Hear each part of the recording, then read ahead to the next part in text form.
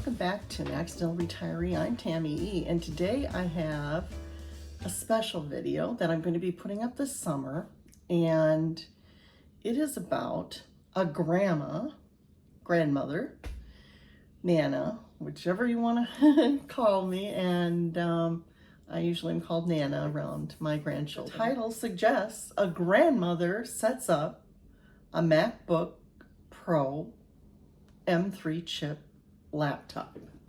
So I have my new MacBook Pro M3 chip laptop. All I have to do is figure out how to get it out of the box. Two tabs, so I hope that that's one way to get it out of the box. What it looks like when I open the box and I see this nice tab. I see a nice sheeting around it to protect it. I went with the space black to see what it looks like because I lifted it out of the box using that nice tab. And I see I have my charging cord, which I'm sure I'm going to have to do. But I have my book, and I'm going to read through that before I do anything. Meanwhile, I'm going to, oh, and there's the charging. I must have gone for a black cord, which is okay. I don't know, it's kind of weird that that's not black too. But, oh well, maybe it is. I don't know. I'm just going to leave that for right now. And then I'm going to put that back in while I read this and watch a few videos on how to set it up. Safely tucked in. And I'm going to now read that. When I looked at this, turns out there isn't a big booklet in this, but that's okay.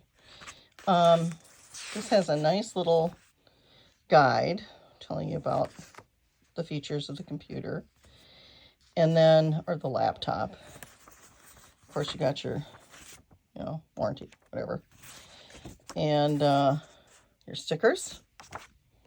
There's little apples. And if you look on this, it tells you that you need to go somewhere online to find out how. So to find out how to set up my laptop, I'll have to go online. There are lots of videos online to help me. I've already looked at a few. Now, I usually have gotten my computers from Best Buy in the past, except for one, which I set up on my own.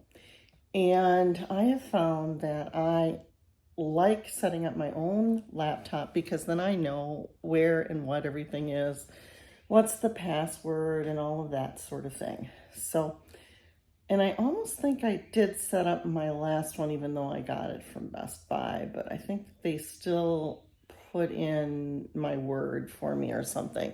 So this time I'm doing the whole thing myself, hopefully. Hopefully it works out. I purchased the computer directly from Apple like I did my very first iPad, which I really liked. And I really liked setting up my own thing and doing my own thing with that, although that was an iPad and a little easier. Anyway, but it was like the first iPads that came out. I got one of the first iPads fresh off the assembly line. It came delivered to my door in that first round ever. And I was a real fan of it right away. I was surprised that I was, but I, ended up really using that more than I did a computer when I did my stuff at home, my emails and so on from home. I found it invaluable. The laptop was good for papers and any kind of writing, but most of the time I used that. Once I got used to my iPhone, I used that a lot too. Know that the big bugaboo is going to be the printer because I always have trouble setting up the printer. So I'll have to call Canon probably with that. Hopefully it'll work. Otherwise I'll have to get a new printer, but we'll see how that goes. That's further down the line. Right now it's still sitting in my box. And I have read the little pamphlet that came with it. It's just a little small pamphlet. And I also read what's online, because really it doesn't come with a big book anymore. You have to go online. I also watched lots of videos. I will watch some more because they go really fast, and unless you're really looking right at your laptop, it's not going to make as much sense. But anyway, so some of this you won't see me doing, but I will update you what I did and tell you what helped and what didn't help. of the things that I did. One thing I can't find, and that's what I researched, is before I always had to charge my laptop before I did anything really to it. So I am going to charge it.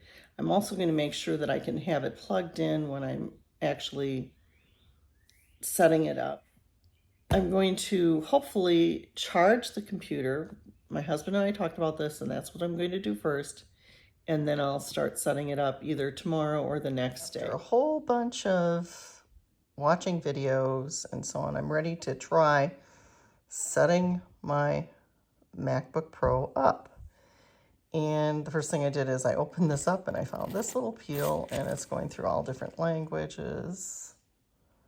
I don't know what that's going to mean. Hopefully I haven't missed something, but that's cool. I have it plugged in. I already charged it, and I don't know what's going to happen here, but here we go.